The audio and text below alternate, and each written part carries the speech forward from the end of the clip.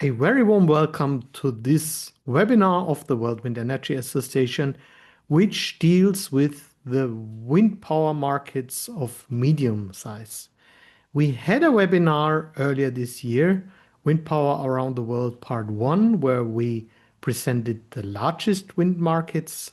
This time we are, well, more or less the countries which are in position 10 to 20. And some of these markets are very interesting, very exciting developments there, as we will hear today.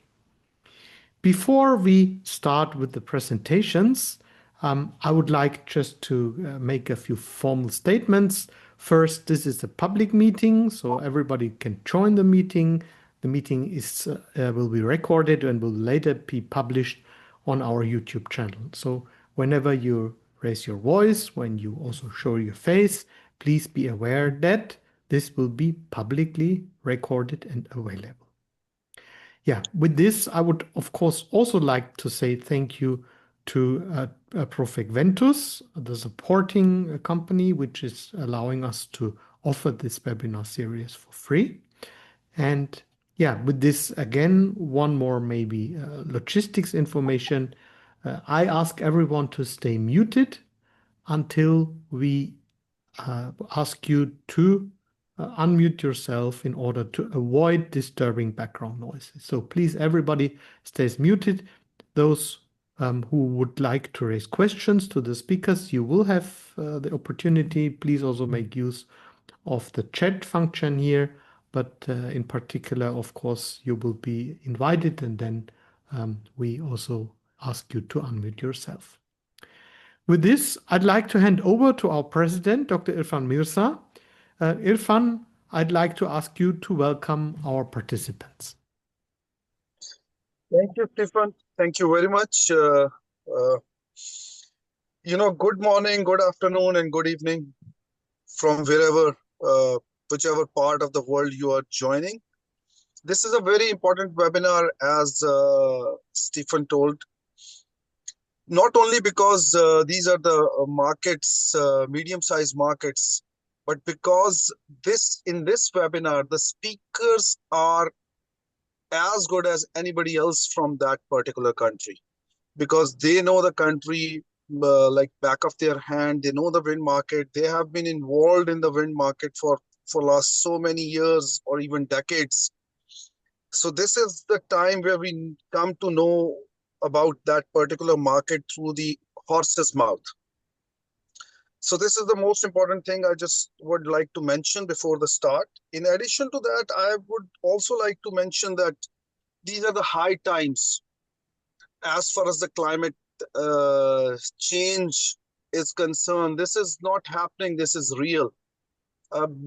Being a country which is going to be told as going to be one of the worst hit countries where I belong, Pakistan. I have seen floods. I have seen cloudbursts never before like that.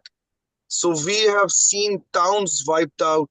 We have seen, the rivers behave differently. So this is the high time, people like us, this is a family, wind family, that we need to do whatever we need to convince the policymakers and things to, continue do things, or not continue do things which they are doing, for example, but at least to promote this wind energy, which is the need of the hour. Just the last few words before I don't want people to hand over that to that. I wish that we'll finish this seminar with three commitments. People's first, because communities are the most important element why we do all these things. And just to highlight, that myself and Stephen and the other board members, we always do that. World Wind Energy Association is developing a community engagement guidelines for wind energy projects, and we hope that the future projects would follow those guidelines. Very soon these guidelines are going to be published. Now the other is, my focus would be the climate resilience. we all know that whatever we are doing is not just a job, not just a project, not just a thing. Whatever we are doing is contributing towards the planet where our children can live. And this is going to be a lasting impact where that is the most important thing as far as I'm concerned. So, with these words, I'll hand over to the most able moderator I have seen, Mr. Stephen. Over to you. Thank you so much. You make me very humble, and thanks a lot for your important words. I think really highlighting the situation where we are. Indeed, as I think many of you heard in the first webinar, our statistics, the situation worldwide is on the one hand encouraging. It's on the other hand also that we see many markets which are declining. We are at the moment gathering half-year statistics as well, and I have some first kind of impressions already. I think in about a month or so, we will share those statistics with you. But now let's start our journey around the world. And it's my great pleasure to welcome our first speaker guest from Argentina, from South America. And a very warm welcome to Alejandro Gesino, who is the new president of an organization which used to be called the Argentine Wind Energy Association. Alejandro, I think many in our community know you very well, but maybe you can also introduce yourself and the news regarding your association and also give us a first-hand perspective of where Argentina stands. Alejandro, the floor is yours. Thanks a lot, Stefan. Also, thanks to Irfan and all the colleagues for this warm welcome. For those ones who does not know me, my name is Alejandro Gesino. I have been working in the wind energy sector, renewable energy sector since 29 years this year. We have now recreated an organization, let's say the former Argentine Wind Energy Association during 29 years was led by a very well-known senior person by nearly all of you, Mr. Erico Spinadel. He passed away a few years ago. The organization was led by another colleague, and then we have created. We needed a new objectives, so to say. We needed new targets in the world, and particularly for a country like Argentina, where we are not only talking about wind, we are talking about the energy transition. So. In a few words, I will present now, but the Argentine Alliance for the Energy Transition was created. During 1 year, more or less, we were restructuring the organization, personal objectives, targets. We will be online next September the 15th, 9 o'clock, Argentine, Buenos Aires time. The new website, new LinkedIn will be published, and there will be all our information, English, Spanish. The organization is basically focusing on 3 pillars: energy, transport, and gas, which is the energy transition. When you give lectures and when you present the energy transition, it's based on these 3 pillars. And we are aiming to cooperate and to, let's say, to trigger the discussions, not only with regard to Argentina, but focusing on the region, as Irfan and Stefan said. Sadly, we are living now in the world the combination of, let's say, all nightmares together: commercial war, military war, let's say even wars, which are disconnected in theory one to each other, making the world very crazy right now, and the objectives and targets of sustainability in a second place. So it's important now to remind where we are, who we are, where we are coming from, and how we continue keeping values and keeping the same strength from the people who was our founders. So it's a brief introduction from myself personally. Now I am leading a department here in Enertrag. It's a German company based in Madrid, in Berlin and Montevideo. With regard to green hydrogen and P2X, I am leader of business development for Caribbean Latin America. and since 1 month, I am the president of the Argentine Alliance for the Energy Transition. So if it's okay for you, Stefan, let me know. I can go through my presentation. Please. Okay. So I have prepared a very brief presentation, keeping in mind these 10 minutes, Stefan. I am asking, Stefan, you to allow me to make a presentation.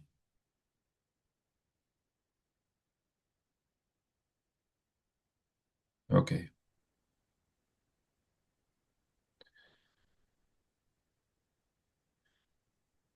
Sorry, guys, do you see a PowerPoint? Yes. Now in presentation mode? Not yet. Now, yes, please. It's presentation mode now? Yes. Okay. So the title here is Argentine at the crossroads, moving from economic turbulences to wind power leadership. Basically, again, we are facing a country with, unfortunately, historical known problems, challenges, based on historical economic crisis in the country, particularly in the last 25, 30 years.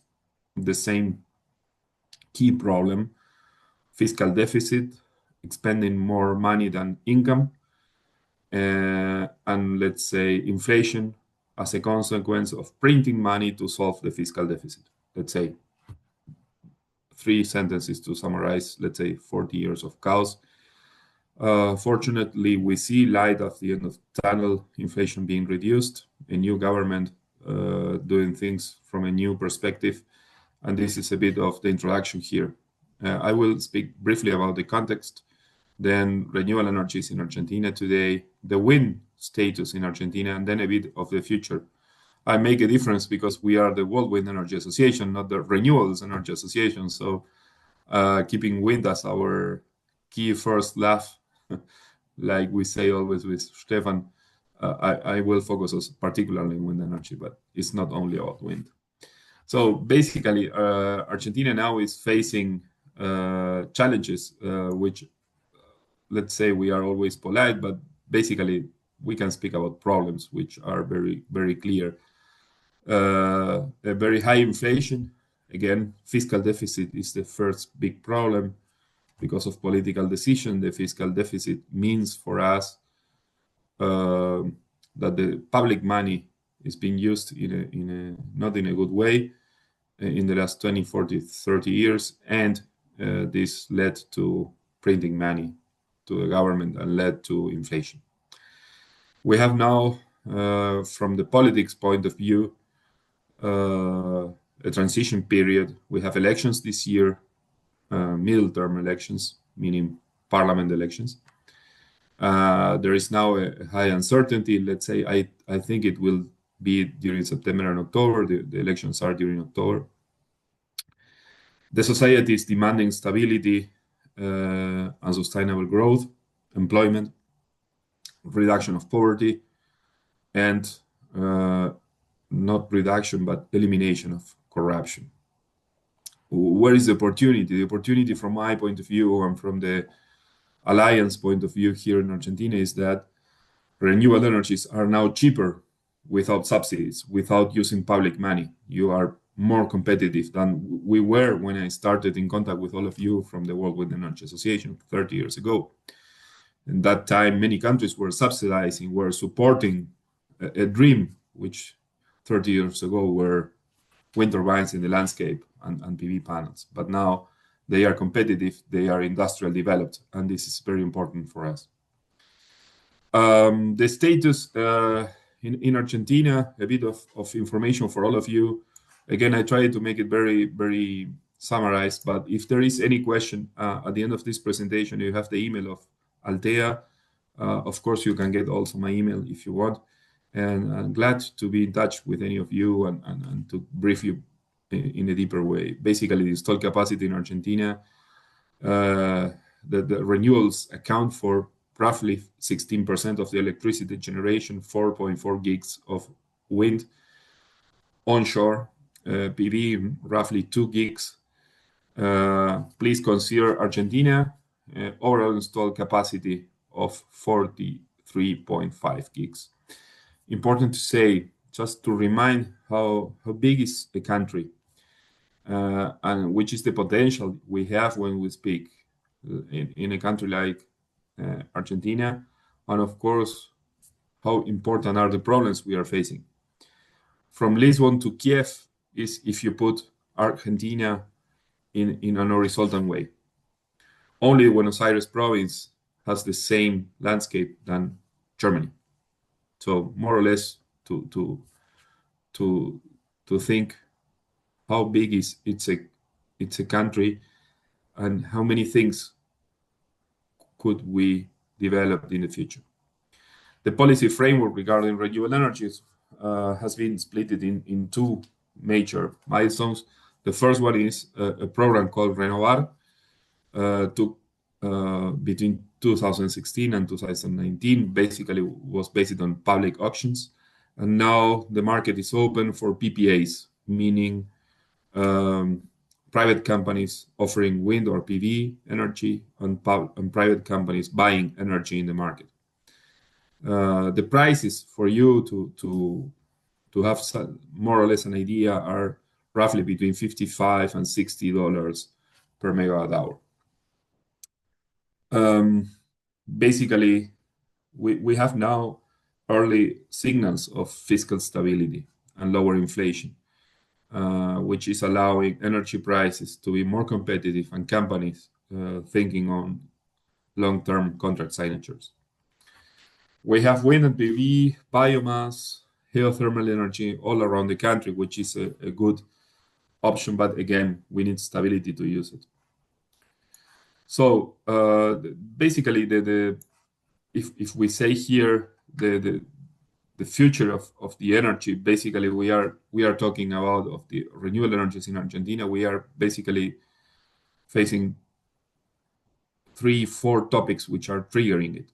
The first one is the growing demand, electrification of the industry, transport, and mining sector, which is exploding right now. Opportunities, the expansion of wind and solar portfolios are now in this PPA modus where private companies are talking to each other, offering long-term contracts. In some cases, 5, 10, or 15 years, or even 20. But it's not only 20 years like it was time ago. And many hybrid projects, wind and PV together, are triggering a very new concrete industry, which I am very active in the private sector, which is the P2X and hydrogen generation, exporting ammonia and, let's say, green gases, green ammonia, and green methanol to other regions in the world, maybe Chile, maybe Brazil, maybe even Uruguay, and in some cases, Asia. So for you to have let's say, a clearer idea with regard to the accumulated renewable energy in Argentina, you see here how is the accumulated technologies.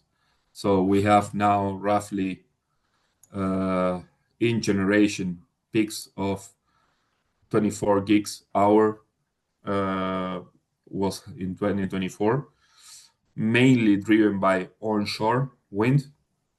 Then PV is also growing a lot. We have PV parks in the north part of Argentina, 300, 400, 500 megawatts in the northern part, and 2 gigs under construction for next year, 2026. So what about wind? Again, as I said a few minutes ago, it's very important for us.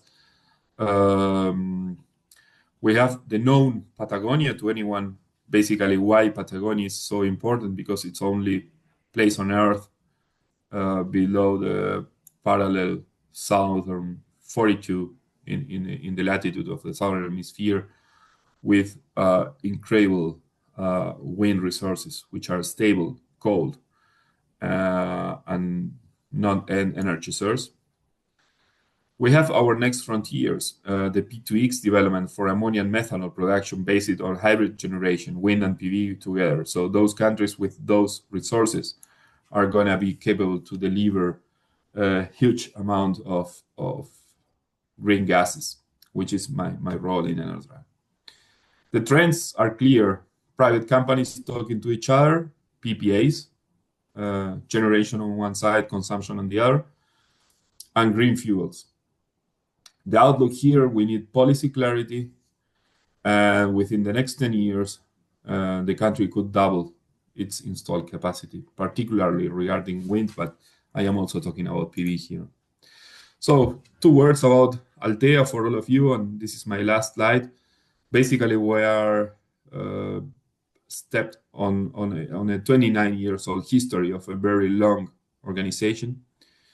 Now we are 8 people working in the Argentine Alliance for the Energy Transition. And basically, these are our values. But the main one, we are independent. So we are the voice of the energy transition of the country, and we do not own our concepts and our words to anyone else. So we are going to always say the truth in a credible way, collaborating with any person and organization willing to work in the same way, in the same path as we do. If you have any question, this is my last slide. I am really glad to be all in touch with all of you, to see you all again. And if there is any question, please do not hesitate to contact us. And again, thanks for the opportunity to speak in front of all of you. And thanks, Stefan, for the organization. Yeah, thank you so much, Alejandro. I think first, again, a warm welcome back, because I mean, we've always counted on collaboration of the Argentine Wind Energy Association. Now, good luck for you for the restart of the kind of the broader scope of the association. By the way, I've just seen Laura Ciumelli here, who is, I think, leading the association now together with you. Yes. Also one of the pioneers of the Argentine Association, which we know from many years ago when we had our World Wind Energy Conference in Yes. Mar del Plata in 2007. Now, let me have a look whether we have any questions for you, Alejandro. Stefan, if you allow me one word, Laura was the mentor behind the creation of the alliance. She called me 1 year ago and she said we need to rebuild the organization and thinking in this strategic way for the next 20, 30 years. And she was the responsible of bringing all together. The team now is very, very concentrated. Laura is senior in Latin America, let's say, in regard regulation, legal stuff on these kind of things. But she was the person behind the relaunch of the organization. Shall we invite her to just briefly show her face at least and say hello? I don't know. I see her, but I don't know if she's. Yes. Hello. Good morning. Good morning or good day, everyone. Thank you for this space. Well, it's not so that way, but I'm very glad to be again seeing all of you. Stefan, especially. Thank you very much for this space for the Alliance, and we hope to work together with you and collaborate in all what is all the new challenges we have in Latin America in general and globally, to build new spaces, new alliances to take wind energy and the transition forwards. Thank you very much. Thank you very much. I think these are indeed important words, and I'm sure that people from all over the world are sharing your kind of sentiments. Yes, we need strong alliances, and we're glad to have both of you now directly back on board. I think we never lost completely the connection, and we look forward to working with you for Argentina, but also for Latin America. And at the end of the day, I mean, what we have is a global task. So we have any questions for, now I can say either Laura or Alejandro? I don't see that. Then, as we still have quite a few speakers, I'd say, again, thank you. We stay in touch also bilaterally. I'm sure there's a lot that we should discuss in the next weeks and months. And then let us move to the next. And we stay still in Latin America. And now it is my role, because our colleague, I think many of you know him as well, Conrado Moreno from Cuba, he is always has problems, Cuba and Zoom. That is unfortunately not a good match, doesn't work. So he has kindly prepared a PowerPoint, which he has asked me, and I'm actually feel honored that he has this confidence in me that I will share now with you. So let me now present the status in the Caribbean region. So we still stay in the region in Latin America, Spanish speaking, mainly Spanish speaking, not forget about some other countries that are also big. And now to present you what is the status in the Caribbean countries. Again, this presentation has been presented, as you can see here, by Professor Conrado Moreno, who sends his best regards. He's really one of the pioneers in Cuba. And yeah, now first explaining what Caribbean means. So the islands, if you want, between the Gulf of Mexico and from the west to the Atlantic Ocean. So what, sorry, I need just to move a little bit. Yeah. So what the Caribbean islands refers to the Antillean islands. They rely heavily so far on imported fossil fuels. There's not so much fossil resources in that area. And of course, there is a lot of wind in the region, and wind energy offers a good opportunity to harvest domestic and affordable at affordable prices, which also doesn't harm the climate. So the regional installed capacity grew also substantially. Like 15 years ago, it was 186 megawatt, and 2023 it was 840 megawatt. Yeah, 2020, that was kind of 5 years ago, 670 megawatt, and the biggest countries are Dominican Republic, Jamaica, Curacao, Guadeloupe, and Aruba. So here again, you see the development. So it's a kind of fourfold increase in the region. That's quite same like what happened on the global scale. And again, here you see who are the leaders. So Conrado sees there are kind of 4 groups of countries. The leaders, Dominican Republic, which has more than half of the installed capacity, 417 megawatt. Jamaica and Puerto Rico, both with around 100 megawatt. You have strong performers, and I think that's always, of course, related to the size of the countries. Most of these countries are quite small islands, and for a small island having a 47 megawatt wind farm like Curacao or Guadeloupe with 52 megawatt is, of course, a remarkable achievement and contributes already a lot to the electricity supply. The moderate countries is Martinique with 14 megawatt, Cuba with almost 12 megawatt, Buenos Aires also 11 megawatt, St. Kitts and Nevis 2.2 megawatt, Grenada 2 megawatt, and Barbados 1 megawatt. And the other Eastern Caribbean states unfortunately do not have any major installations. So again, here you see, I think that reflects quite well. It's a little bit like China on the global scale. Dominican Republic really stands for the lion's share of the installed capacity.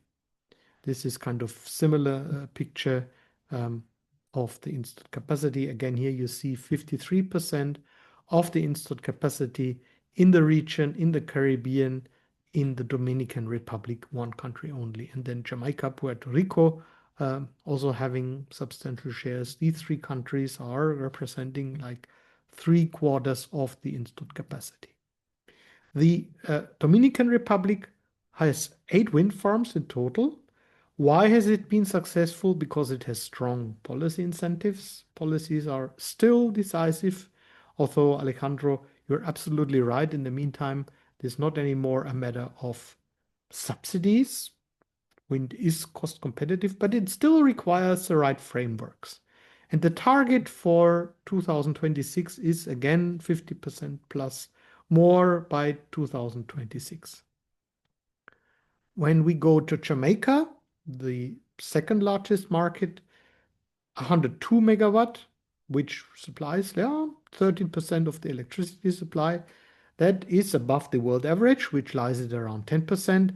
And there are plans to start operation of another wind farm of around 50 megawatt in this year. Good news, there's growth in this year in the region. Puerto Rico has 99 megawatt installed, which has not changed much in the last years. There are grid challenges, like in quite a few countries, which limit the expansion. And there are, of course, at the moment, there is a focus on resilience-related projects, because Puerto Rico has been struggling with some natural disasters, of course, and then wind power, like other renewables, can help to make a country more resilient. Curaçao, 30% of the power comes from wind at this point of time, which is amongst the world leaders.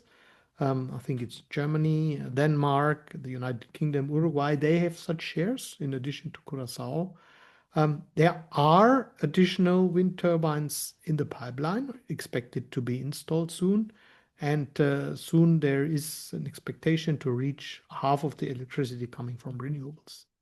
Guadeloupe, 52 megawatt in total in 10 wind farms. The target is in the next couple of years to more than double the installed capacity to 120 megawatt. Aruba, 30 megawatts since the year 2009, so they started quite early. And there is a plan for another wind farm of a similar size. And there's a potential of covering 40% of the demand, which is in the range of close to what Germany has today. Is what we see in the long-term future as the kind of could be something like the global average. Martinique, 14 megawatt are in operation. And I think the interesting part here is that it uses already lithium battery systems to smooth the output. So of course, wind farm requires some balancing power. In this case, they already use battery systems, which I believe has a very big potential in many parts of the world. So Cuba has at the moment 11.7 megawatt across 4 small wind farms. There are financing problems. That's of course also because of the geopolitical situation, the relation with the big neighbor in the north. But there are 2 wind farms, Herradura wind farms in construction with in total 101 megawatt. That is a remarkable achievement, and there's an expectation to reach 24% around of renewables in the year 2030. Of course, Cuba has a great potential of covering its power needs from wind and solar and maybe batteries like other countries in the region. Bonaire has 11 megawatt in operation again since 2010. The one wind farm generates 1/5, 1/4 of the island's electricity demand. 60% of the power comes from renewables, and 23 megawatt of wind power will be added next year. Barbados, of course, a small island with at the moment 1 megawatt of wind power that was end of last year, plans to increase that to 30 to 50 megawatt by 2026, and the ambitious plan, but realistic plan, to achieve 100% renewables by 2030. St. Kitts and Nevis, also with the plan of 100% renewable energy by 2030, at the moment 2.2 megawatt of wind power. And Santa Lucia, which expects to reach a bit more than 1/3 of its power coming from renewables this year, and in 15 years, in 2040, 100% renewable energy. What are the challenges? There are limited land availabilities and weak grids. The grids are often weak and small. There are risks coming from the hurricanes. I mean, I think the hurricane season is now ongoing. Of course, you need to have adapted technology. And in some countries in particular, there are challenges with financing and community acceptance. And I believe that we are at the moment working on some answers to that it's really important those communities where the wind farms will be built, that they also feel the direct benefits. Opportunities, there are great wind resources in the region. Many governments are committed to wind energy and to renewables in general and to the climate goals. And there is a potential of, by regional collaboration, then really make use of the big wind potential. The conclusion is that wind power is crucial for energy security and decarbonization. That means to achieve the climate goals. There are some leaders, that's been shown, that have already great success. Some of the barriers are policies and the grid and financial financing, which need to be but can be overcome. And there is a big potential by collaborating regionally to scale up wind power in the region. So again, in line with that, the policy recommendations for the Caribbean islands would be regional collaborations, stronger renewable energy policies, stable frameworks, invest in grid modernization and storage to integrate wind power, prioritize hurricane resilient turbine designs. That's of course very important in that region.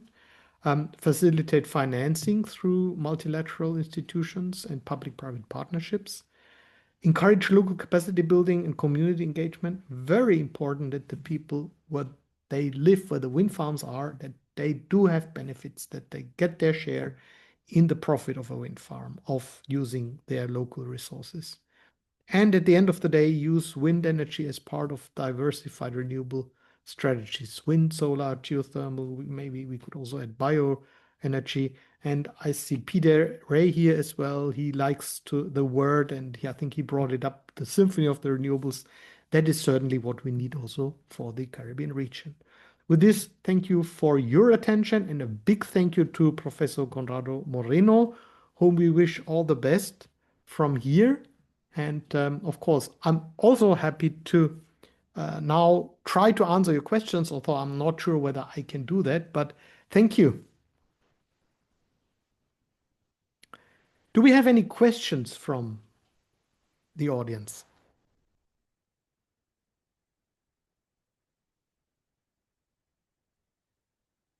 There, I see there is some remarks. Is Cuba open to wind energy projects? I think that I can answer yes, without doubt. The challenge that Conrado mentioned in the presentation is, of course, financing and the relation, as I said, with the United States and sanctions, etc., which make it not easier. What we're trying to do is, as many of you will know, we are planning to organize our World Wind Energy Conference this year in China, and we also want to support the Chinese-Cuban collaboration on wind power, so that with Chinese, maybe also technology, Cuba can have a larger share of wind power and can succeed on that. Yeah, I don't see any other questions or remarks. Then let us come to the next presentation, and that is now Professor Chuichi Arakawa from Japan. Japan is a very interesting country because just very recently there were some news announced, and you will hear that in the presentation. So sorry, I need to stop this here, and then we go to the next presentation. Yes, so we go now to Japan. We travel now to Asia and go this time this way around the world and listen to what Professor Chuichi Arakawa has to say. Thank you very much for your kind introduction, Stefan. Now, I'd like to introduce the Japanese state of offshore wind, focusing on offshore wind. Yes, you can see our cumulative capacity of wind power for the last 15 years. Now, gradually, step by step, our total capacity of wind power is increasing. Now we have reached at 5.8 gigawatts. This is a unit. This unit is megawatt, not gigawatt. It's not. It is our pity. Anyway, 5.8 gigawatt now. New capacity of this year, last year is 0.6 gigawatt. Yes, you can see the detailed information here. Next slide. Now, our capacity, as I told you, is 5.8 gigawatt. You can see the top 30 countries who are wind capacity in WWEA annual report. Now, our position is here, 20th. But in the last time, not last time, 15 years ago, our position was located in top 10 positions. I hope we will go back to the top 10 position in near and near future. Anyway, we are very eager to develop offshore wind. We have started what shall I say, tenders, big tenders of offshore wind, round 1, round 2, and round 3. We have already finished of this tender. Now, the total capacity of offshore wind will be another 5.1 gigawatt in 2030. Now, I'm very happy to introduce our big memorial onshore wind farm. Now you can see just a beautiful landscape of onshore. This offshore, not onshore, this is onshore wind farm has just started operation in Fukushima Prefecture, just beside our tragic disaster around 14 years ago. But now, 147 megawatt in the onshore wind turbine does work well now. It's a good news. Furthermore, we have the big candidates of offshore wind shown in this figure. You may know well that our country is a kind of island country. We have so many potentials of offshore wind. Now we have more than 30, not here 25 candidates, but now we have more than around 30 candidates of offshore wind. We have already finished the selection of the tender offshore round 1, round 2, and round 3. The total capacity will be around 5 gigawatt, as I have already explained. But so many capacities. As you can see, the capacity of offshore wind. The round 1 is here, round 2 is here, round 3 is here. And we have another tender of the, what shall I say, Port Harbor Act. So we can add another 0.5 gigawatt for Port and Harbor Act. Anyway, 5 gigawatt by 2030.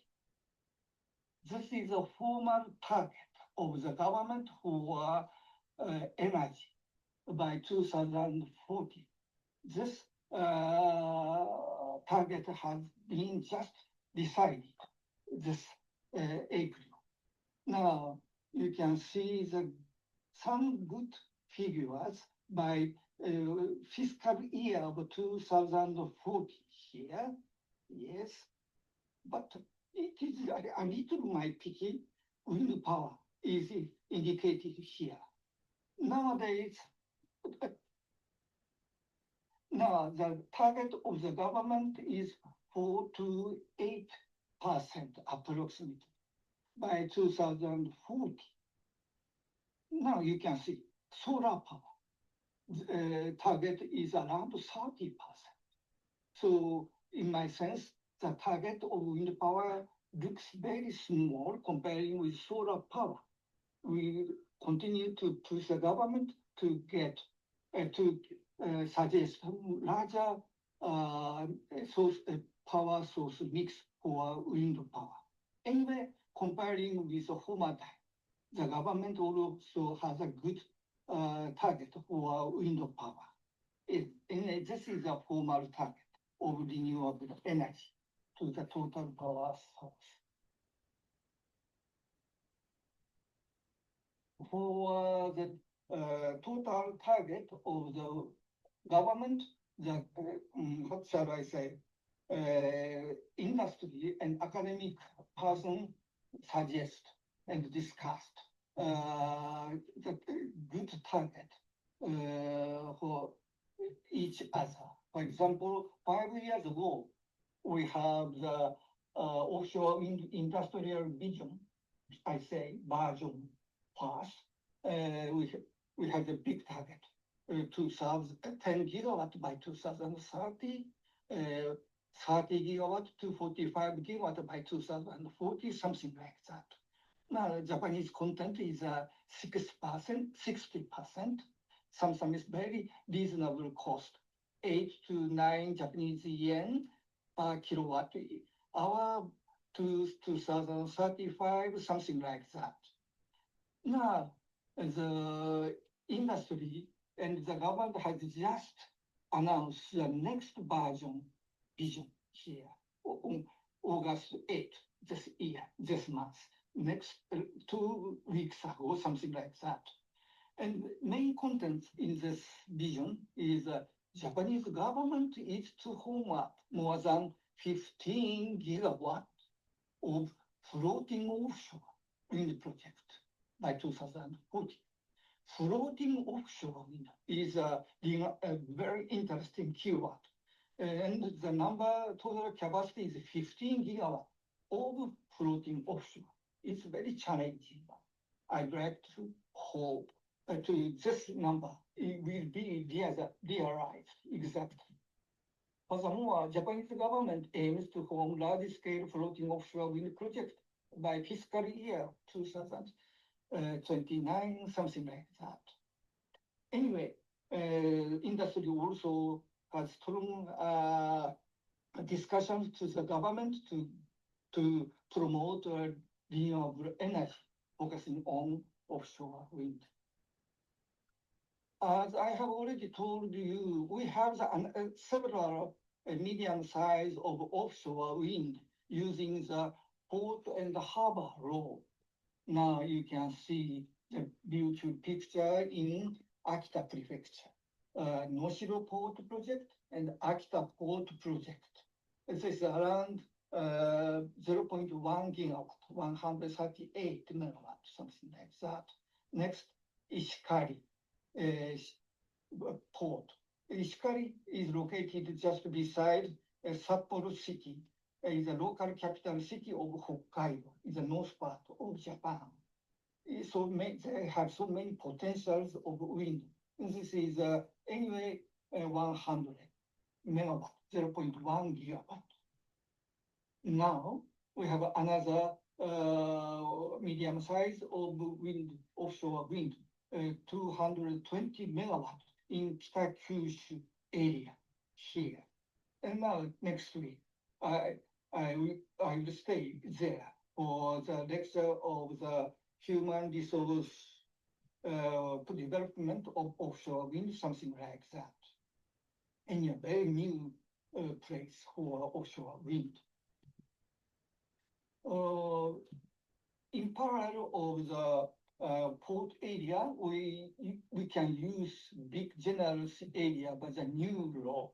Then we have already done 3 tenders, something like that. Yes.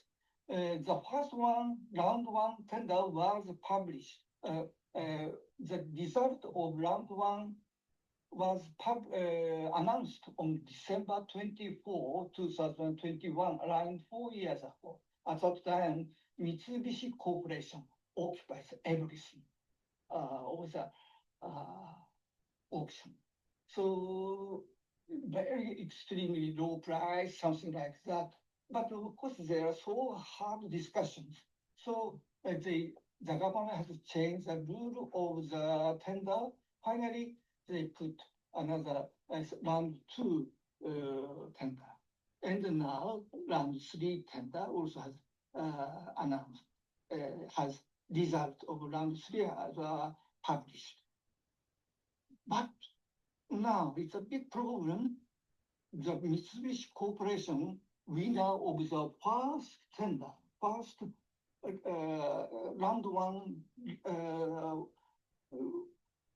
company is considering withdrawing from the project of round 1 due to raising material prices. It means inflation, something like that.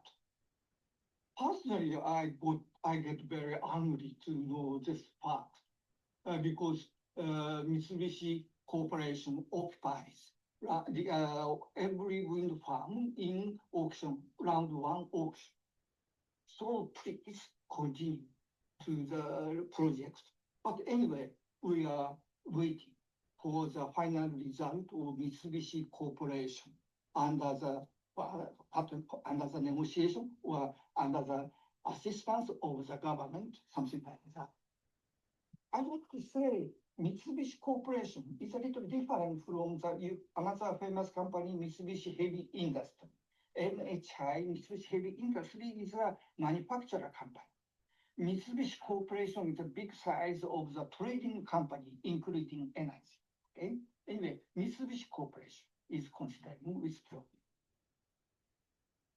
Yes, but now I have announced a very good dream to promote offshore wind, including onshore wind. But in Japan, we have several problems, as I always say.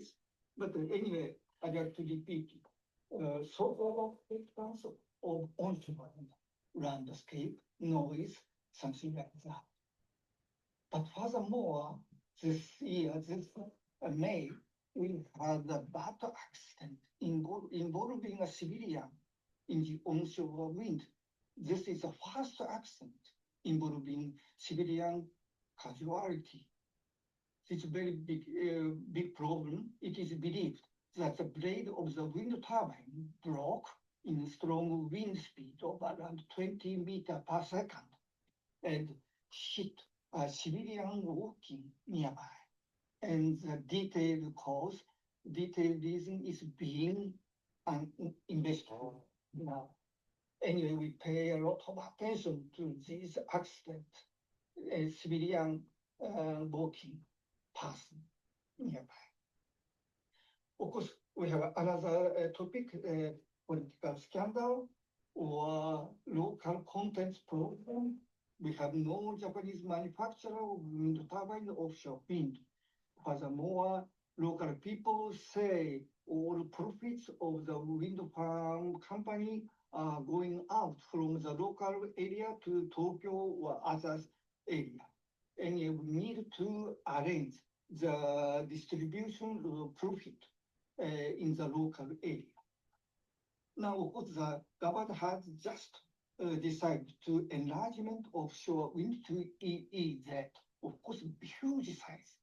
I believe it means 30%, 1/3 of electricity will come to offshore, to wind power in future in Japan. But we need new approach to fishermen union of nationwide. It's a big problem. This is a new social acceptance, something like that. Anyway, we'd like to detail this problem. Conclusions. Yeah, certainly we have already finished round 1, 2, 3 auction results, but we have so many problems. Please keep the good roadmap of wind power with big numbers and reasonable cost. And we should cooperate with local people for the development of offshore wind as well as onshore from the viewpoint of social acceptance. Otherwise, some possibility remains to come back nuclear power again for the carbon neutral in Japan. Anyway, we'd like to keep good contact for the international. Please expect future offshore wind of giant size in Japan and cooperate with us. Thank you very much for your kind attention. Thank you very much, Professor Arakawa, for an excellent and very holistic overview of the situation in Japan. Thank you very much. It's my pity not to get questions, but in future, I'd like to have a chance to cooperate and to have discussions. Yes. So that again, a big thank you to Professor Arakawa. As you've noticed, we just recorded this. And I think this is a very up-to-date presentation. The situation in Japan is now, many people are observing now what's happening there. And we have to see whether these the three first auctions, the auction rounds, whether the winner of it, Mitsubishi Industry, whether they will, at the end of the day, build the wind farms, which would be very important. Yeah, with this, we travel, we stay in Asia, we travel to Pakistan, and it's my pleasure to welcome our colleague from Pakistan, Mr. Basit Ghauri, from the company Renewables First. Basit, welcome to you. Hi, Stefan. Am I audible? Yes. So, Basit, may I hand over to you and give you the floor so that you can give us a presentation of what's going on in Pakistan? Yeah, thank you so much. Let me just share my screen quickly and then we can start off. Okay, so I hope my screen is visible. Perfect. Perfect. So first of all, thank you so much for inviting me to share my thoughts on the matter, and it's really happening to see different journeys of all around the world, and share a little bit more about Pakistan. I think I'll my today's presentation is going to be in two parts. One would focus on what has happened as of today, how the wind market developed and where it stands as of today. And then, we are going to talk a little bit about where we think this market is heading towards, because we have seen there's a lot of factors that have changed and evolved in past 5-10 years. So we are going to see how the market has evolved as well. So just very quickly, my name is Basit. So I'm Manager Special Initiatives and China Program at Renewables First. So Renewables First is basically energy transition think tank based out of Pakistan. We work to make energy transition more accelerated and inclusive. And we do that by data-based research, advocacy, and housing a lot of strategic partnerships, which also includes one of the key network that we have in Pakistan by the name of Pakistan Renewable Energy Coalition. That's primarily houses more than 20 different organizations in Pakistan that are working towards energy transition. So let's just quickly, before we jump into the wind story, just a quick snapshot on what the power sector looks like for Pakistan. So this graph is for last year, in which we see that wind energy almost made up 3.9% of the total electricity sales in the national grid. That share is almost the same what it was about 4 or 5 years back. So we will see why that has happened, why it has stagnated for a few years, and what needs to happen going forward. So let's starting off from the potential where we are. So we do, the country Pakistan do have big resource availability in terms of wind, particularly in these south and the southwestern regions. So we have two provinces, Sindh and Balochistan, where resource availability is quite high. And the theoretical potential lies almost around 346 gigawatts. But currently, most of these wind power generators are actually in just a narrow 25 kilometer square strip in the south region near the demand metropolitan city of Karachi. So it is known as Jimpir Gharo corridor. So it has a potential of about 40 to 60 gigawatt, and that house all the utility scale wind turbines right now installed in the country, which adds up to 2 gigawatt in total.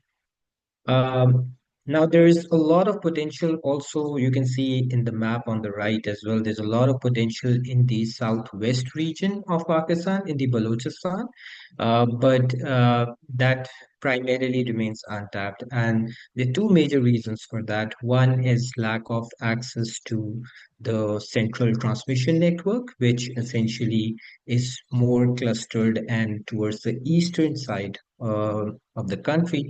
The second reason is the lack of sufficient demand within that region. So the overall, the western side remains highly unelectrified. That remains one of the key reasons why we don't see much of the development of wind industry into that area. Now, just coming over to the, starting off the story of what has happened.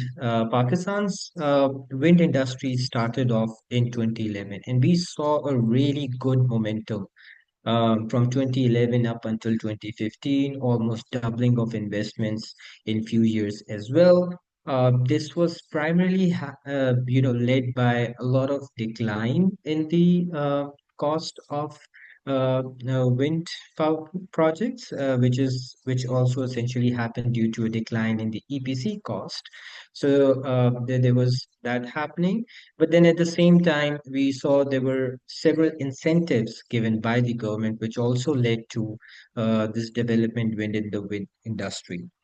Now, as soon as we reached 2515, there was kind of like a policy reversal where the government shifted towards bigger coal fleet in an effort to meet the surplus demand of the country. So that's when, we see a lot of coal power projects, mega size coal power projects coming online, and they are eating up much of the demand from the national grid electricity, and that leads to somewhat declining of a very uh, good wind industry which was flourishing initially.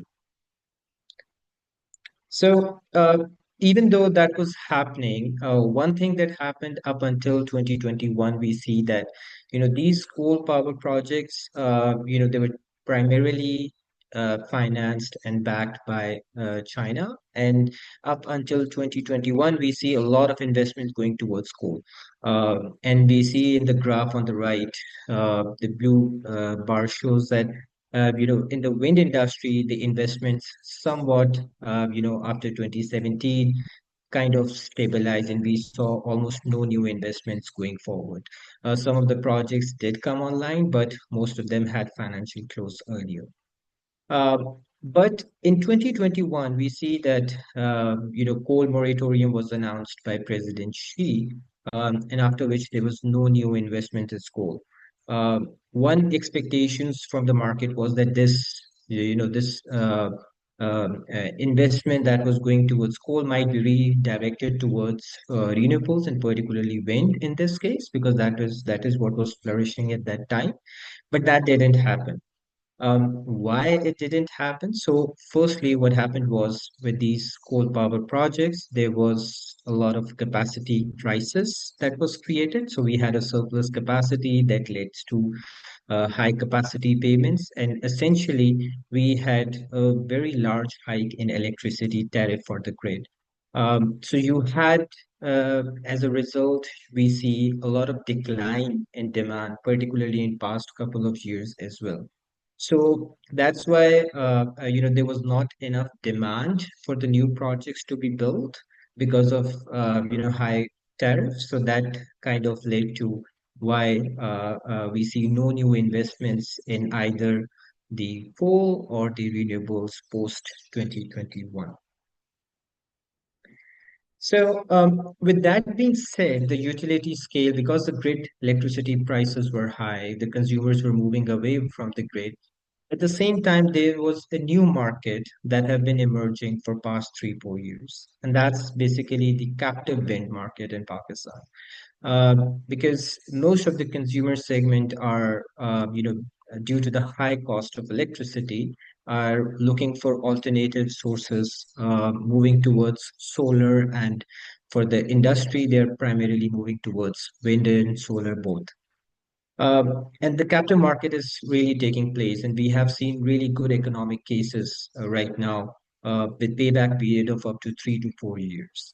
Uh, so we see a lot of development in past 2 years, primarily led by sectors like cement, textile industry. So most of these industries are export-oriented industries, so they're very cash rich. So most of these captive power plants are essentially, completely developed based on 100% equity as opposed to financing. So we see a lot of captive happening. About 200 megawatt of captive wind have been established in past 2 years, and almost more than same and more than that is in the pipeline for the next 1 or 2 years. So we see this strategic shift happening, and one of another new market that has opened up in past 2 years that we have witnessed is the market for smaller scales wind turbine generators. We see the previously the major players and the suppliers of the wind turbines. They have been, they deal in the turbine size of about 4 to 5 megawatt and greater than that right now.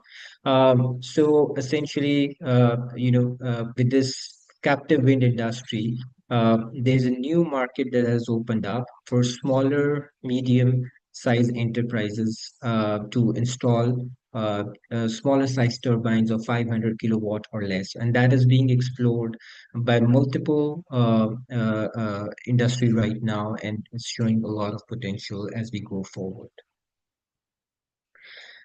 Now, just on the supply chain side of things, because I think that is critically very critical for a country like Pakistan, because here if we look into both the technologies for solar and wind, uh, Pakistan have been highly dependent on the imports.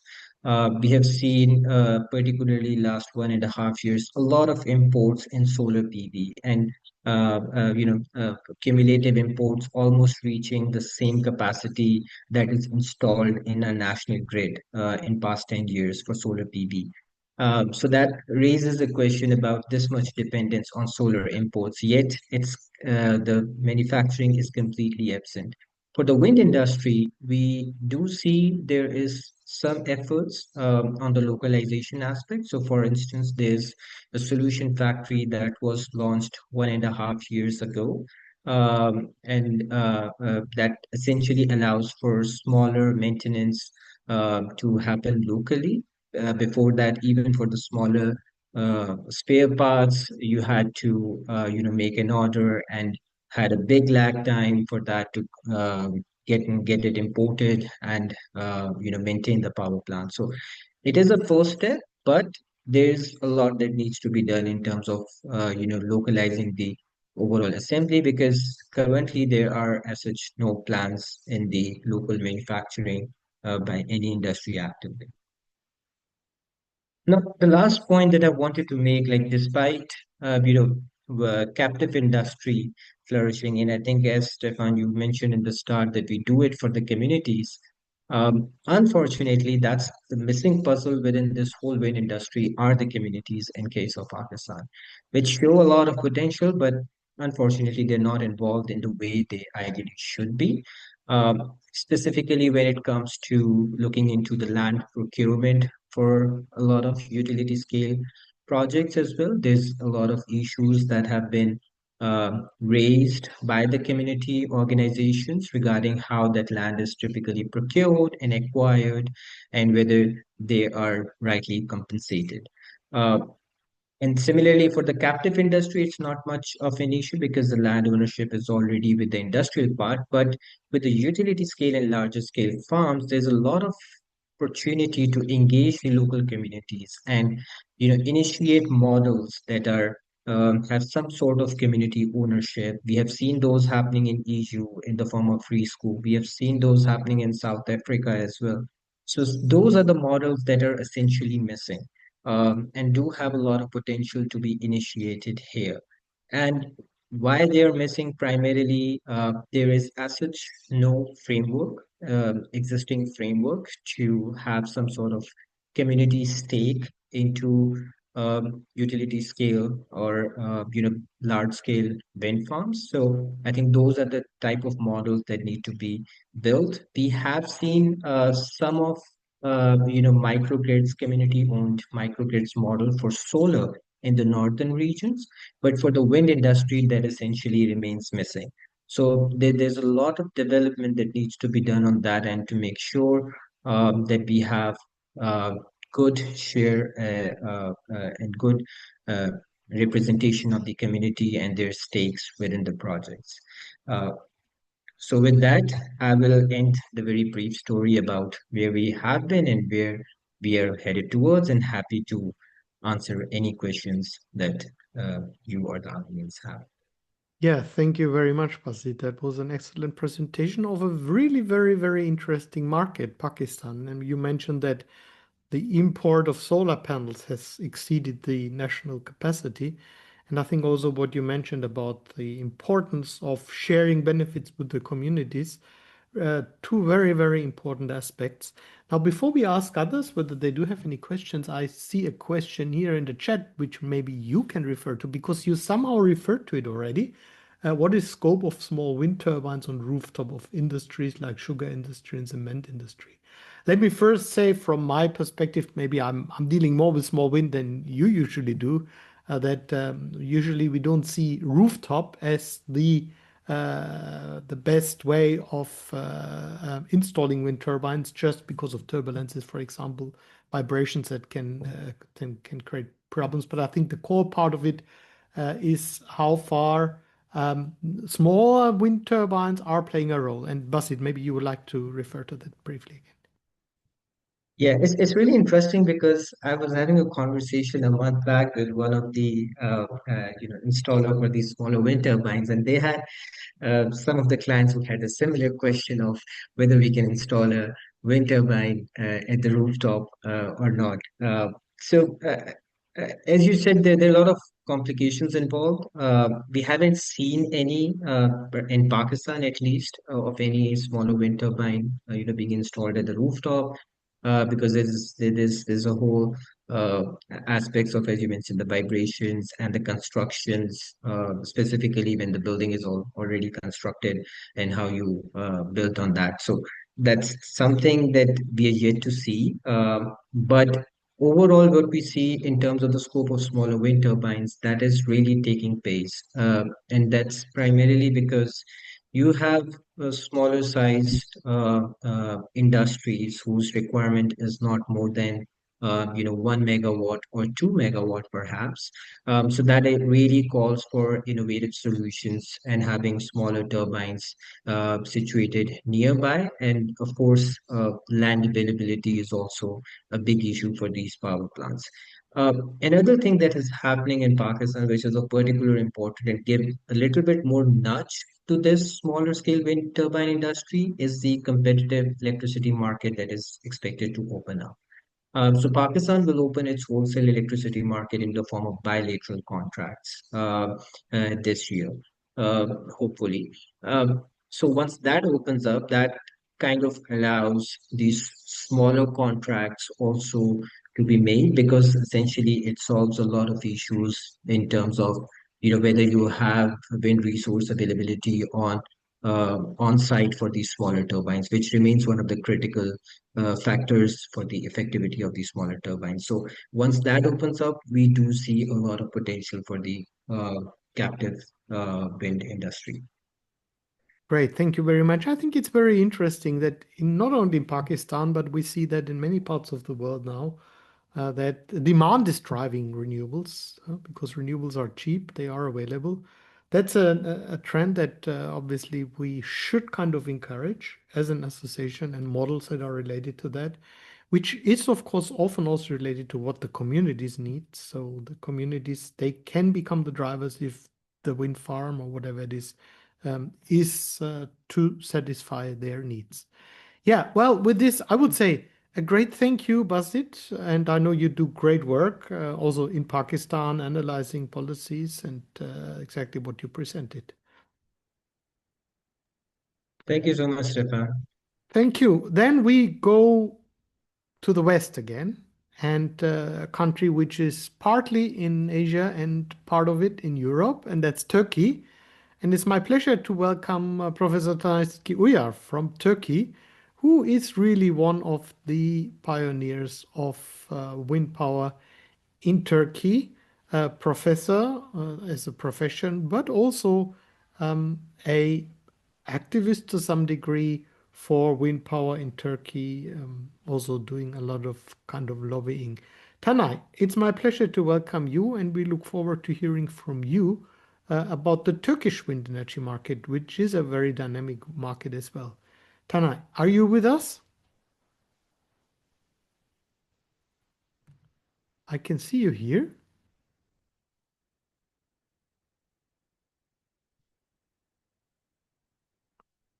Tanay, I see you, but seems you are not.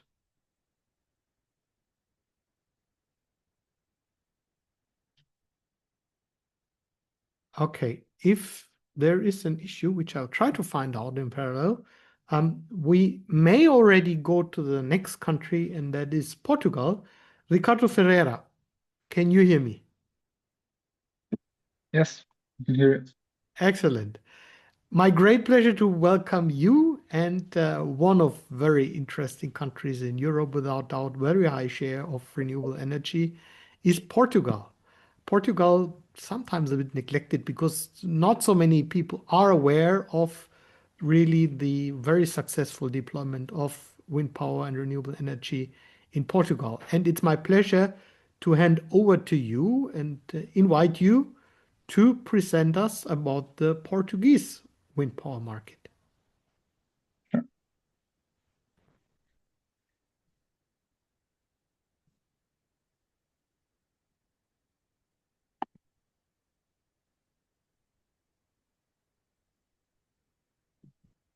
Can you confirm that you're watching my screen?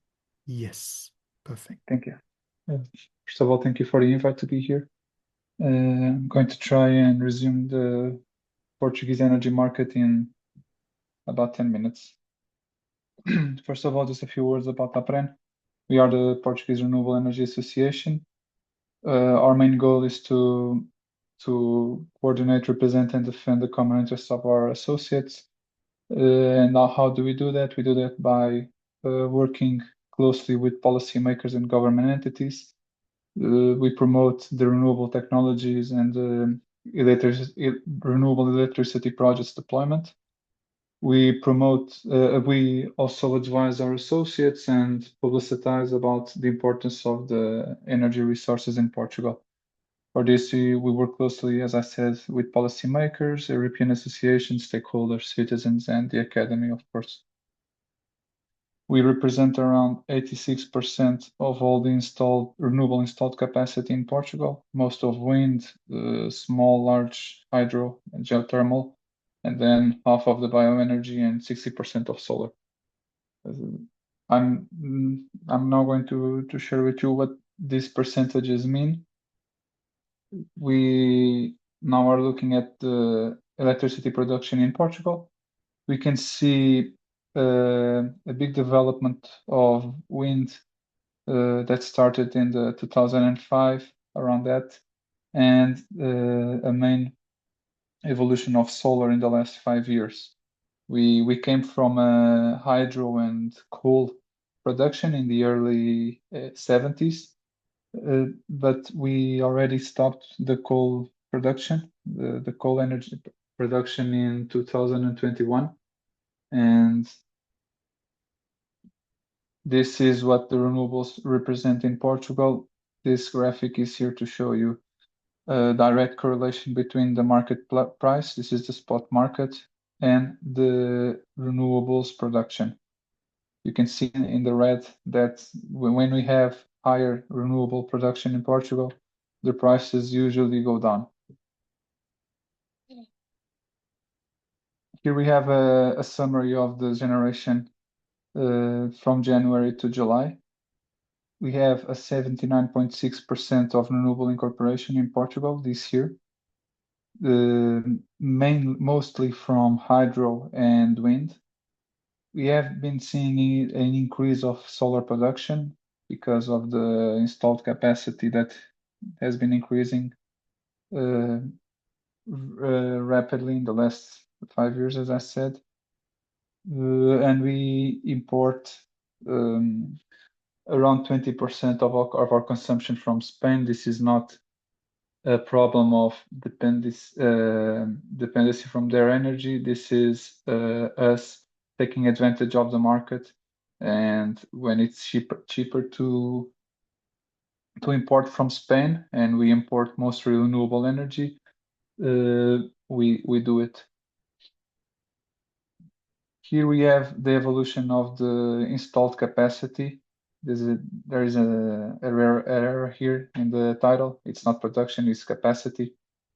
We can see that we have 27.2 gigawatts installed. This is data from May 2025. We have 5.9 gigawatts of wind. And here on the right, we have the targets for 2030. Those targets were defined in our National Energy Climate Plan. We have here the ones that are worth some more attention are the 20.8 gigawatts of solar and the 10.4 gigawatts of wind onshore and 2 gigawatts of offshore wind as well. On the left, we have the data or the targets for 2025. It is worth mentioning that the NECP is from 2023, and we had several updates in the last years, but this is the recent version of it. We have 6.3 gigawatts of wind. As you seen in the slide before, we only have 5.9 to this day, but we have around 300 megawatts under construction in this moment from wind onshore. So probably we will reach this target, and this means that we are on a good path to reach the 10.4 gigawatts of onshore wind. It is worth mentioning as well that the onshore wind development in Portugal right now is mostly from re-equipment and hybridization of the projects. Our main bottlenecks for the deployment of the renewables are right now, and it is what is slowing us down, is a lack of skilled people in the energy sector. This is a complex, as you know, sector, and we lack skills on the policy, markets, and engineering side. The public authorities also have some difficulties recruiting personnel, and this also slows down a lot of the processes, and they also have to optimize and digitalize all the processes, mainly in the permitting procedure. That is the second bottleneck that we have here identified. The permitting procedures are long, and even though we already approved some simplifications, we still have a long way to go in this path to speed up all the permitting procedures. This will be achieved with the digitalization and simplification of the steps. And this is also a problem for the new technologies. There is a lot to be defined yet, and this is regarding offshore wind, storage, hybridization, and green hydrogen. These are not properly established, the permitting procedures, but they are already being discussed, and a few of them are already targeted. The storage one and the hybridization are already being taken care of. The two other main bottlenecks are the lack of proper territorial management. This is outdated cartography, The go-to areas need to be better defined, and the lack of a one-stop shop to coordinate all the permitting entities. This would help a lot, and this is predicted to happen now for a few years ago. This is under development, and we hope it will be functioning soon. The last one, and is probably one of the main ones, is the grid development plans. We have a very big grid problem because we don't have that much interconnection right now to the grids. We have the projects ready to go, but they don't have anywhere to be plugged to. So the good news are that the TSO and DSO plans are already under evaluation after public consultations, and this is getting the goal is to speed up all the process of grid development to speed up all the projects that we have now, waiting for that green light. Just to end up in something more specific to wind, as I said, onshore wind is mostly from hybridization and re-equipment, but we also have the offshore wind auctions. The offshore wind auctions are predicted to happen or to be announced this year. We already approved the Maritime Renewable Energy Affection Plan, and this established all the areas that are going to have offshore wind turbines. We have 10 gigawatts of attributed offshore capacity to be attributed until 2030. But until then, we have the target of 2 gigawatts already installed. Those 2 gigawatts are going to be installed in the north, Viana do Castelo, mostly. And as I said, this is going to be announced. The auction model is going to be announced this year. Thank you. And if you have any doubts, feel free to reach out.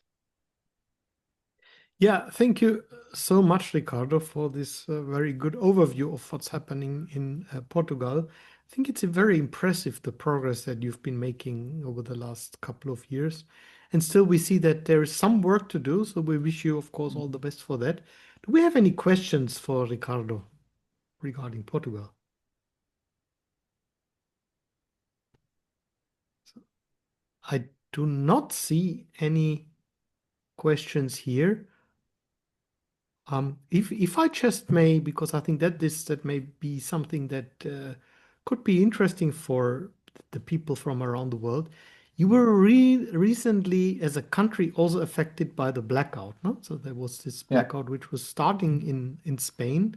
And how is the discussion? I think what we know now is it's not renewables caused by renewables, but does it have an impact on the kind of energy policy debate in your country? Yes, it already had. We have our Secretary for Energy announcing a blackout package, as they called it, that has the goal of reducing the effects of a possible future blackout, which we hope does not happen again. But this package is mostly for the development of storage.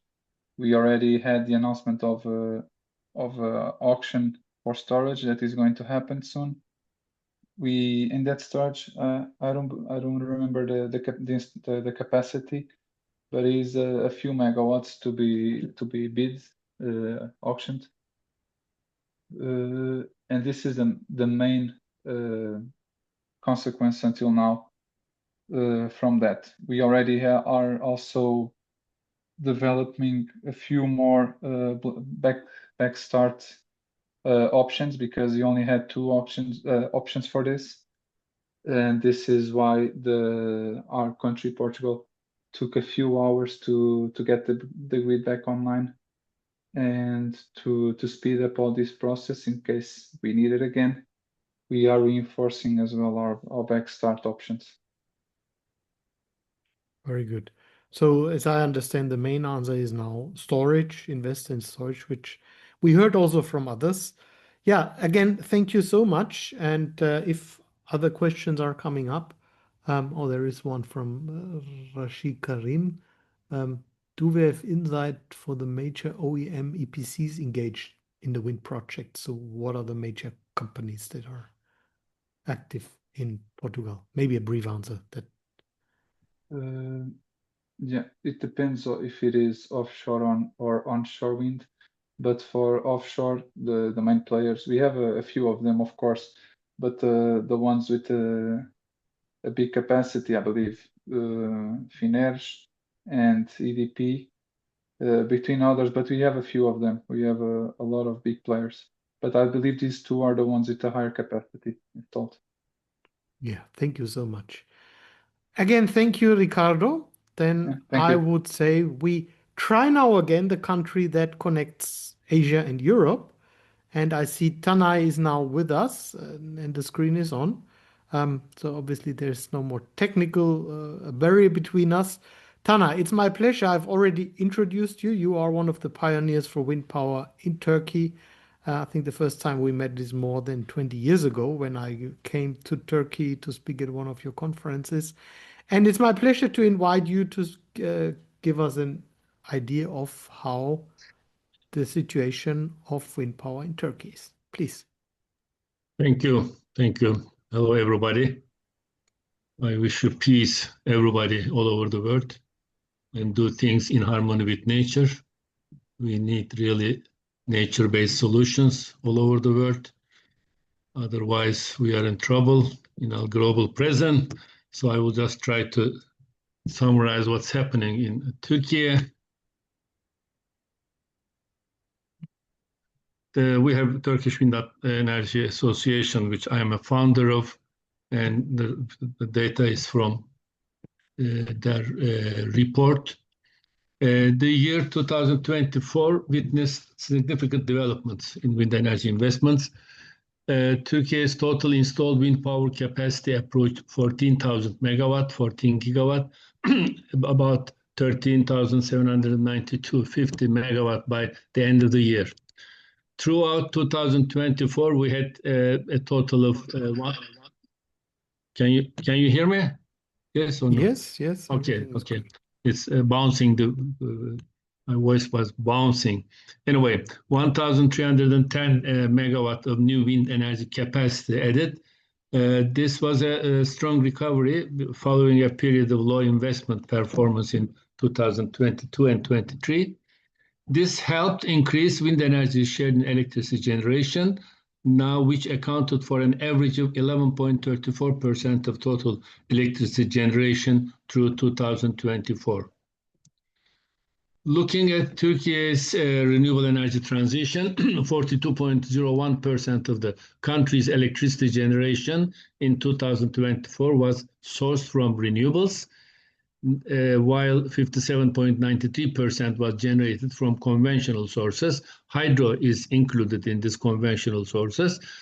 So with hydro, we have about more than 60%.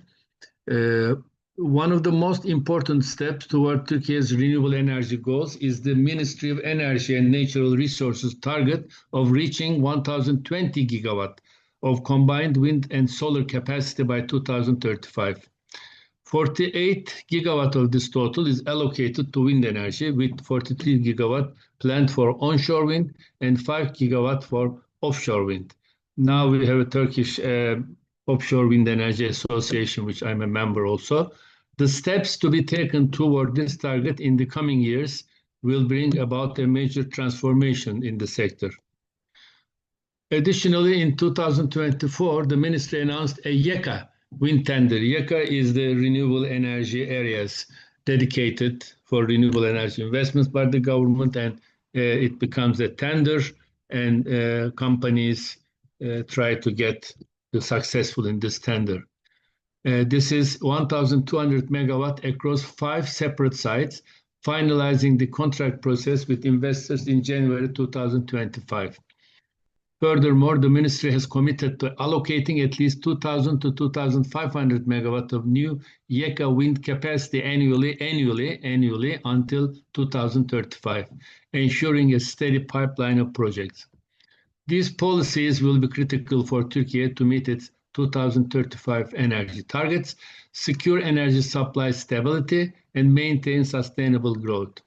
The year 2024 was particularly active for hybrid wind storage projects.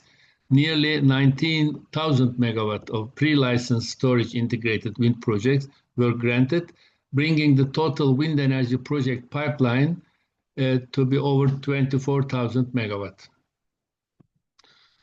In terms of installed wind power capacity, the Marmara region leads with where we have Istanbul and Dardanelles, 6,000 megawatt, followed by the Aegean region with over 4,000 megawatt. And the top 5 provinces in installed capacity are Izmir, about 2 gigawatt, Balıkesir is 1.5 gigawatt, Çanakkale 1.2, Istanbul 1 gigawatt, and Manisa 752. We have about now, as I mentioned, 14 gigawatt wind capacity. Maybe I should mention also we have 24,000 megawatt solar, 24 gigawatt. As development processes for hybrid wind storage projects accelerated throughout 2023 and 2024, various challenges emerged. And thanks to TREP's efforts, along with the leadership of the Ministry of Energy and Natural Resources, and the proactive initiatives of the Energy Market Regulatory Authority, significant progress has been made in preparing the super permit law to handle the barriers and difficulties in building wind energy and renewable energy projects.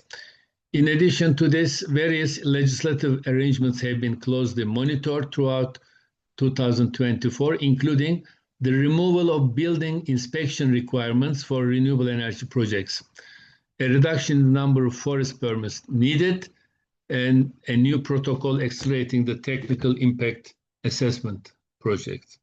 The way we have established Turkish Wind Energy Association years ago was, I was in Scientific and Technical Research Council. We had some people from the ministry and 1 or 2 businessmen. So it was a combined different stakeholders together. This helped a lot for the fast movement of, and Stefan, probably you remember in Sarıgerme workshops, we were always inviting members of the parliament and people from the Electricity Market Regulating Board and Ministry of Energy. Now, those people who were trained in Sarıgerme workshops, now in the top positions of the Ministry of Energy. So they are really doing good work. With the expected enactment of the super permit law in 2025, it is anticipated that permitting processes will be significantly streamlined, enabling the faster completion of storage integrated wind projects. This will contribute to more efficient integration of renewable energy into the grid. The super permit law and its accompanying regulations have the potential to be a major turning point in achieving Turkey's renewable energy goals. Beyond these sectoral developments, one of the most critical milestones shaping the future of the industry will be Turkey's efforts to finalize its climate law, and it's finalized now. It came from the parliament, climate law. This legislation is expected to introduce stronger incentives for renewable energy investments and mark a major step in Turkey's transition toward a low-carbon economy. Now, there are some data over here which I would like to share with you. The first one is cumulative installations of wind power plants in Turkey, starting from 2003 up to 2024. And as you see, there's a steady increase. And when we look at the annual installations of wind power in Turkey, as you see over here, we have some problems with 2022 and 2023. But now by 2024, as I mentioned, we recovered. When we look at the monthly electricity generation of wind power plants in Turkey, you see in January, we have a big amount of electricity produced from wind. And also we have June, July. August, July is also a good day, and of course, December. When we look at the share of wind power plants in electricity generation in Turkey, you see it goes around 14, 13, not less than 8 or 9%, but reaching, and as we install more, the share of wind is increasing. And maybe I should remember, I have shared, Stefan, with you the data. Since 2 or 3 years, we don't have any new fossil fuel power plants installed. They are all renewable, but mainly solar power plants. Now we are working on agri-photovoltaics. I'm also building in a village 14 kilowatt agri-photovoltaic plant, just bringing the synergy between agriculture and renewable energy production. Over here, I have the distribution of operational wind power plants by turbine manufacturers, and Nordex has 4.3 gigawatt, Enercon 3 gigawatt almost, and General Electric 2.4, and Vestas and Siemens, Gamesa, and so this is how the turbine manufacturers are sharing the market. And when we come to the distribution of operational wind power plants in records in regions, Marmara, as I mentioned before, has the highest, then Aegea, then Central Anatolia. It goes like this. And maybe I should remind you that each year we are organizing this IRENA conference. Now the 16th will take place in 11 to 15 May. Now the idea is sustainability and climate change and nature-based solutions. Of course, the main skeleton of the conference is the European Green Deal and European Union missions and United Nations Sustainable Development Goals. They will be all considered together, and not, of course, IRENEC is not a place where to sell your products, but it is a place to show how you contribute to energy transition with the renewable energy technology you have. And recently, last 7 or 8 years, digital recordings are in our Eurosolar Turkey YouTube. Anybody interested just can look to that. Thank you very much for your time, and that's my presentation. Thank you very much, Tanay, for presenting us the situation in Turkey, which is also quite encouraging. You see that the country, which is quite sizable, has made good progress, also thanks to your work, and really installing much more wind power. So that is remarkable. Do we have any questions for Tanay? I don't see any direct questions for you, Tanay. Of course, your event that you've successfully been organizing, let's mention that again, that was already taking place next year. So that is in May 2026. And we look forward to that edition as well. It's very important to refer to the 100% renewable energy supply as well. Thank you. Then we travel to the last region where we to which we look today. And it's my pleasure now to welcome Khalid Benhamou from Morocco. Khalid, you will speak about not just your home country where you're based, Morocco, but the whole region in which you are. The region is, of course, on the African continent, the kind of front runner when it comes to wind power. And there are several countries, in particular Morocco and Egypt, who have already installed a lot of wind energy. We look forward to hearing from you about Morocco, Egypt, and the other countries in the region. The floor is yours. Thank you very much, Stefan. I'm happy to present. I'm not sure whether the slides pop up. Let me check whether I clicked on the share screen. There we go. Sorry for the, yeah. Good. I hope you can see now my presentation. Yes, Just if Is you go it to the slide presenter mode? mode. Perfect. Yes, perfect. Okay. So thank you very much for the kind invitation to present the state of wind energy in the Maghreb region, which is the Northwest Africa region, from, let's say, Libya, Tunisia, westwards.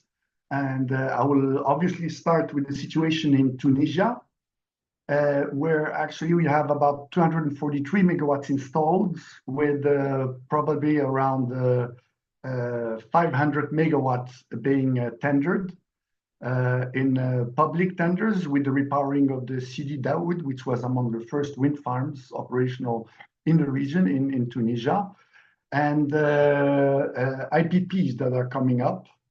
And so it's an interesting dynamic, but still the numbers are rather low and they need to be consolidated. Massive plans in solar as well, but the investment framework remains a bit uncertain. So that's the situation for Tunisia. You have a situation in Algeria, which is wind energy is actually very low compared to the potential. There's just 10 megawatts which been installed in 2014, a significant wind potential, and ongoing tenders where we do not really know how far along they move. Probably mostly solar PV focused, but I think about 1 gigawatt is on tender in wind. But it does take some time to roll out. So there is not very clear signals from the government that they want to move fast into transitioning into renewable, be it to save their main gas export business, because local consumption of natural gas, which is Algeria's main income export, absorbs over 50% of the resource. And so if they invest in solar and wind, they can have even more resource to export. And this is a key issue for the country's economic balance. So unfortunately, the signals are not as promising as the prospects would be if they integrate more wind and solar energy. When it comes to Mauritania, there is an extension, 135 megawatts installed, with the largest farm in Boulenoir operational for the last 2 years, and it's being extended.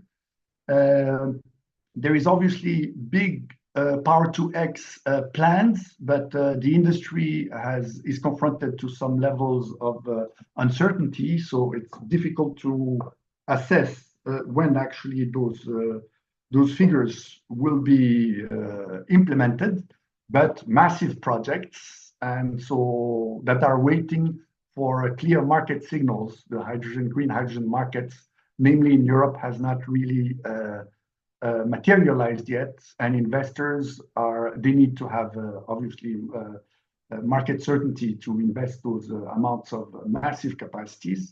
Interesting prospect also for transforming Mauritania's iron ore into carbon-free steel. So that's a good prospect for the country. But again, markets need to align. The biggest market, obviously, for wind in the Maghreb region is Morocco. And you can see here about 2.4 gigawatts installed operational for the last, it started in 2000 already with the first wind farm, and it's being repowered. It's the latest addition, 100 megawatts by Kudia.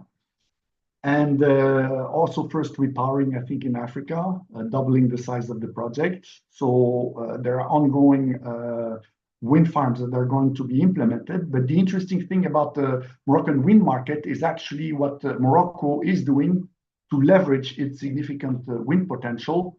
Namely, on the Sahara coastline, there is about 1.3 gigawatts of operational wind farms.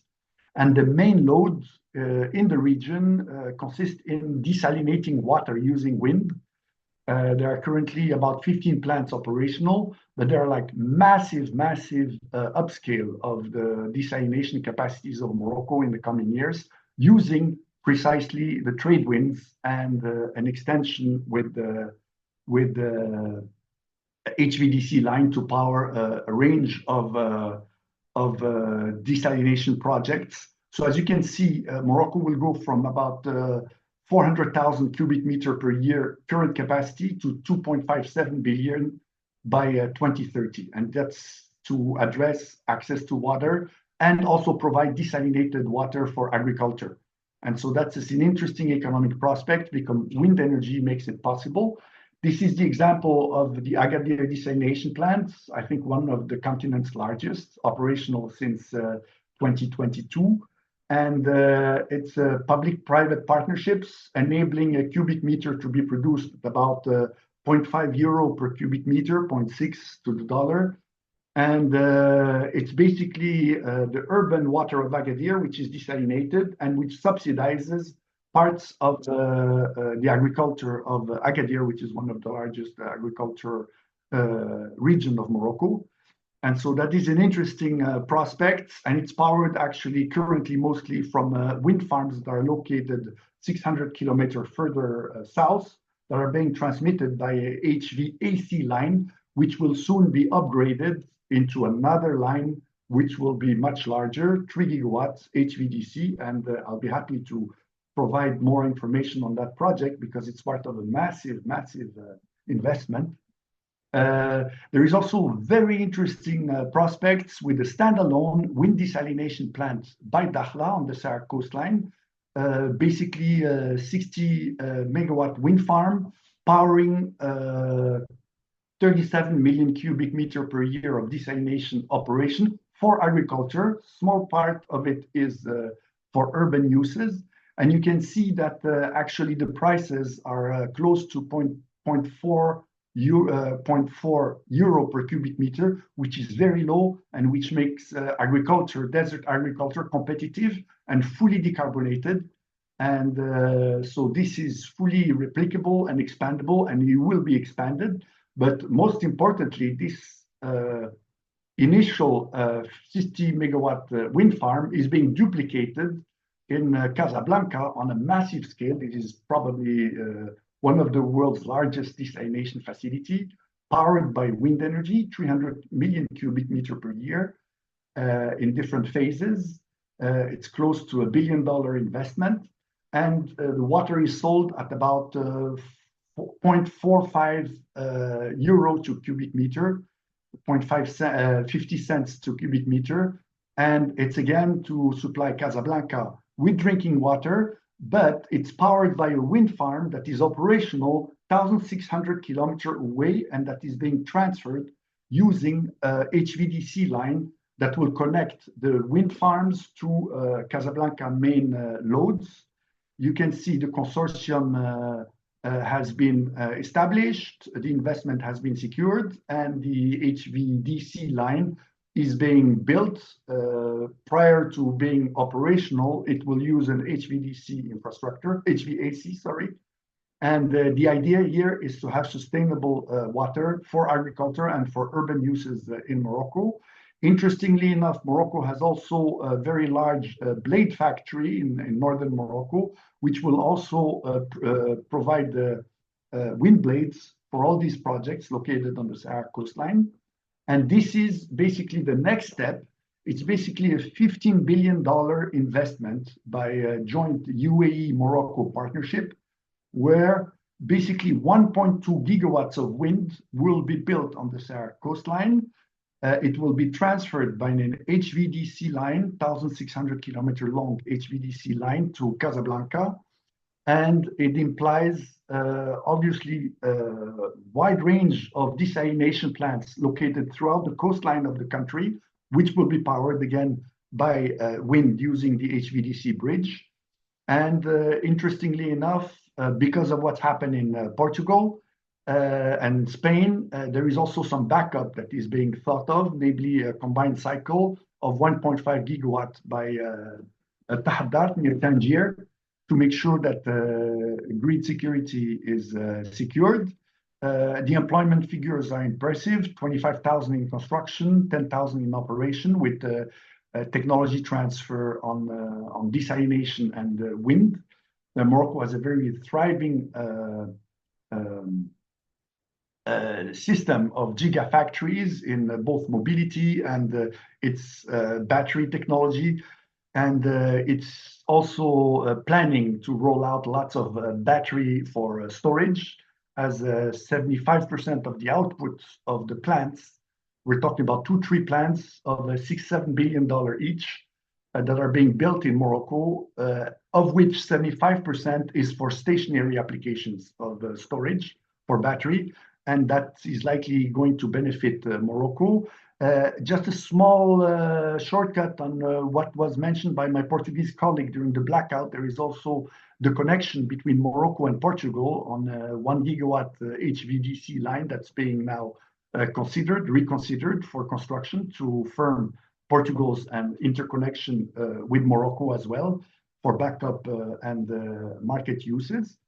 And with those investments that are going to be operational by 2030, there is obviously also the green hydrogen program of Morocco, which again relies on market signals which are not there. So they're likely to be delayed or postponed. But interestingly enough, you got the massive players in fertilizer, because Morocco disposes of close to 70% of the world phosphate reserves and is one of the largest importers of ammonia from fossil fuels. And it plans to substitute the gray ammonia imports by green ammonia. That's a $13 billion program for which market signals need to be clear prior to investing in these in that scale. And interestingly enough, obviously, the OCP Group is also a massive desalination operator as well. And so you have lots of synergies that are possible for freshwater supply using massive amounts of wind that is planned for the electrolyzer operation. As you know, in the region, the load factor of wind exceeds 60, almost 70%. So if you combine that with solar PV, 23%, it means that your electrolysis operations are going to be very profitable because of the high rate of utilization of renewables produced at record low costs. And yeah, this is the last slide. Basically, this is the green hydrogen infrastructure that is planned. In gray, you have the massive best sites for renewable generation, both wind and solar combined, reaching 90% load factors at least. And there is also the possibility, is unique in Morocco, to connect with the existing pipeline in northern Morocco feeding Europe, which is used in reverse mode. Right now, we import LNG from Spain, but it is planned that this can be reversed and green hydrogen can be piped, pressurized to European markets using this pipeline, ranging from basically that pipeline that you see here will be extended there. And this is storage in salt domes that are possible for green hydrogen, pressurized seasonal storage. So that will enable a buffer to be built and to supply Europe and North Africa with the green hydrogen on demand at the best market rates. I think with that, I'm going to conclude my presentation. I had already the alarm ringing, and I'm open to any question if you may have any. Thank you very much. Thank you very much, Khalid. That is very good to hear from, in particular, Morocco. Morocco is certainly one of the countries with the best wind resources around the world, with very strong winds blowing there. Do we have any questions for Khalid? I see there are questions from before, which we have not yet directly answered, but I think that's now not so relevant for this presentation here. So, Khalid, maybe just from my side, I understand that wind power, it's becoming industrial factor as well. So there are companies which are manufacturing in Morocco. Could you just refer very briefly to that as well? Yes, basically, Morocco has a strategy of building industrial clusters. It has built a very successful automotive cluster. We're Africa's largest automobile exporter to world markets. There are other clusters that are being built now. Aeronautic is starting also very strong. Obviously, you got the traditional fertilizer business, which is also being expanded. But what is most striking in the automobile sector, it's the main income of Morocco, export income of Morocco, is basically all the gigafactories, the battery gigafactories, mostly from China, that are being built in Morocco using also LFP technology, so lithium phosphate iron technologies for the batteries. And so you can produce massive amounts of batteries for mobility and stationary applications. And that matches very well with the automotive sector, but it will also serve to back up the decarbonization of Morocco's electricity production and obviously industrial production in the case of fertilizer.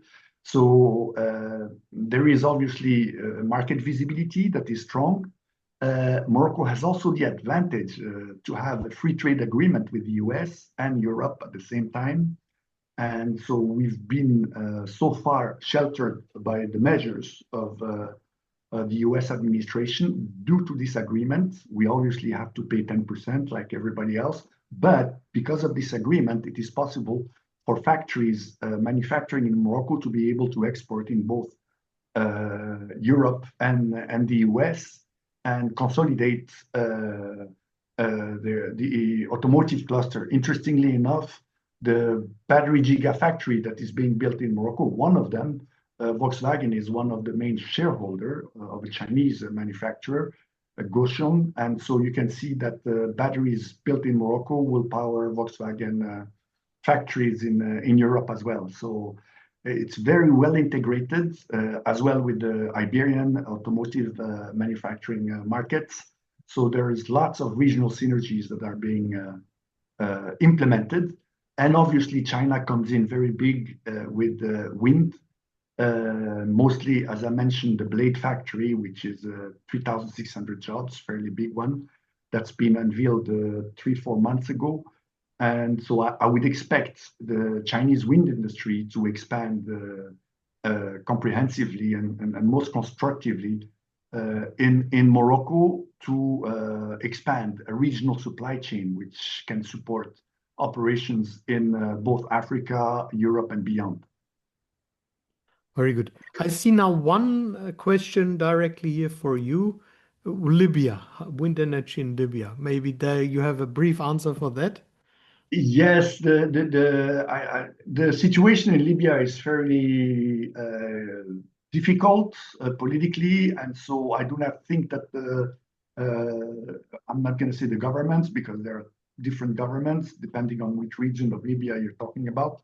So to be able to establish a national strategy for wind and renewables in general, I don't think the Libyan government is there yet. It needs to consolidate its governance issue and its territorial integrity within a governable framework, which is currently not the case. It's quite unfortunate.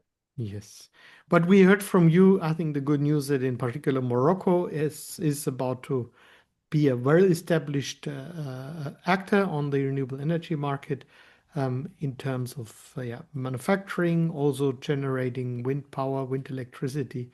Yeah, with this, thank you very much, Khalid. We are at the end now of our webinar. We had, I believe, excellent presentations from all over the world, from the medium-sized markets, very interesting markets. I'd say yes, it is more than worthwhile not only to look at the big players, but also in kind of those markets which have a very, very big potential for growth. Let me mention at this point of time that, of course, we as World Wind Energy Association, we are preparing currently it will be the 22nd World Wind Energy Conference, which will take place in Chinese Shantou in South China from 3rd to 5th of December this year. And I hope that many of you will be able to come and speak together there and discuss how jointly we can support the wind development in our countries.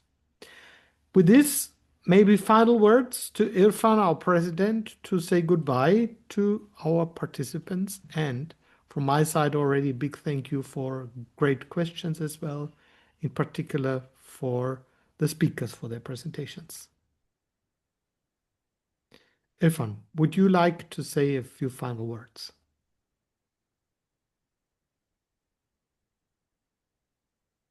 So maybe there is a technical problem here again. Again, a great thank you to everyone. There's a live stream, as you may have noticed, on Facebook. So there's additional people watching us on Facebook, and the recording of this webinar will soon be uploaded in our YouTube channel. So if you want to watch it again, get certain information, then feel free. I would say in tomorrow at the latest, you can watch it there. With this, thank you very much. Have a good day wherever you are, and see you soon and healthy again. Bye-bye.